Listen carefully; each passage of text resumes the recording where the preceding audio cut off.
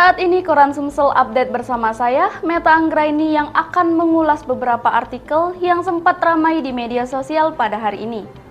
Dikutip dari detik.com, kerusuhan di Stadion Kanjuruhan Malang meletus usai pertandingan antara Arema FC Kala 23 melawan Persibaya. Kapolda Jatim Irjen Niko Afinta menjelaskan kronologi tragedi Stadion Kanjuruhan Malang yang terjadi pada Sabtu 1 Oktober 2022. Niko mengatakan karena supporter kecewa timnya kalah, mereka lalu turun ke tengah lapangan dan berusaha mencari para pemain dan ofisial untuk melampiaskan kekecewaannya. Oleh karena itu, kepolisian melakukan pencegahan dan pengalihan supaya mereka tidak masuk ke dalam lapangan mengincar para pemain, ujarnya.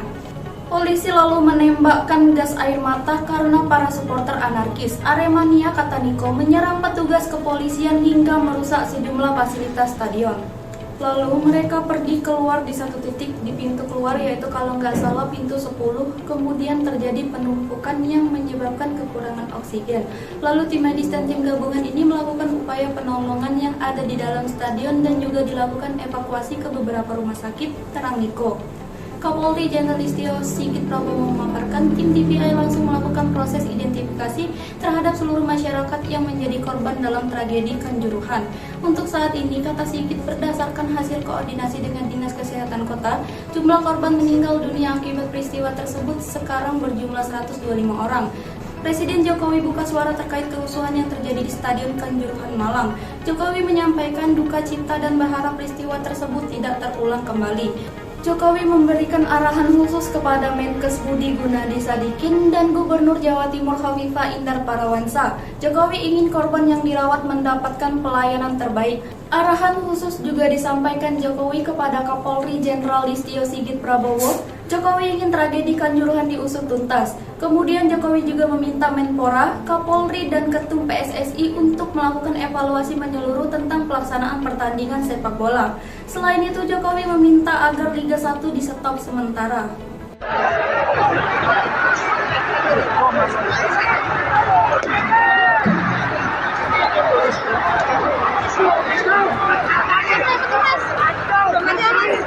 Dikutip dari sumek.thisway.id, si Jago Merah melalap 3 ruko di kawasan Pasar 16 Ilir, RT 1 RW 1 Kecamatan IT 1 Palembang, Jumat 30 September 2022 malam.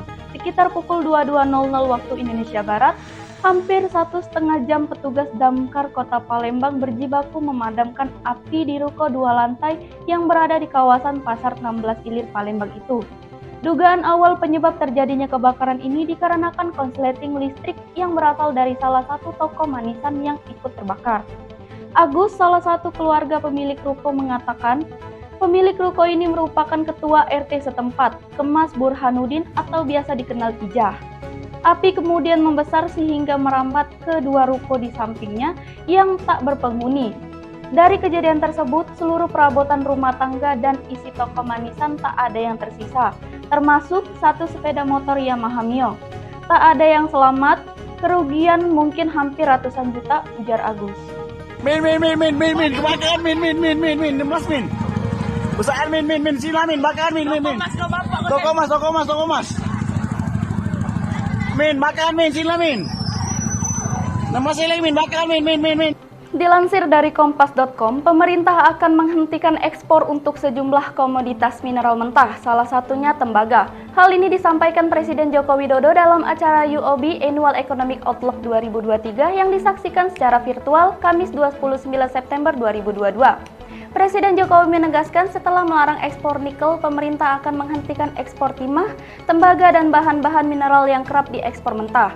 Setiap tahunnya pada saat ekspor mineral mentah, kira-kira 4 tahun yang lalu hanya 1,1 miliar US dollar atau setara 15 triliun rupiah. Begitu ekspor nikel dihentikan di 2021, nilai ekspor menjadi 20,9 US dollar atau 360 triliun rupiah, terangnya. Kementerian Perindustrian juga menyatakan hilirisasi tembaga sangat diperlukan untuk mendukung pengembangan baterai dan sistem kabel-kabel di mobil listrik. Seperti diketahui, Indonesia memiliki 2 smelter tembaga yang salah satunya dioperasikan oleh PT Smelting, perusahaan patungan antara PT Freeport Indonesia dan Mitsubishi yang telah dibangun sejak 1996 di Gresik, Jawa Timur. Saya kira keberanian kita men-stop itu hasilnya kelihatan. Oleh sebab itu, kita akan lanjutkan dengan stop bauksit, stop tembaga, stop timah, dan yang lain-lainnya. Dikutip dari intipseleb.com, salah satu member NCT Dream yaitu Renjun NCT menuai sorotan warganet karena mencoba berjalan di Citayam Fashion Week. Momen Renjun NCT berjalan di Citayam Fashion Week viral di media sosial. Pasalnya, penampilan dari Renjun NCT bak warga lokal ketika menyeberang jalan di Jakarta. Foto-foto dan juga video itu pun menjadi perbincangan warganet usai diunggah oleh akun media sosial NCT Dream. Tampak Renjun NCT memakai balutan hoodie, celana panjang, dan sepatu berwarna senada. Idol dari member NCT Dream itu terlihat percaya diri saat dirinya melenggang di zebra cross. Lantas, seperti apa momen Renjun NCT saat berada di Citayam Fashion Week? Yuk simak video cuplikan berikut.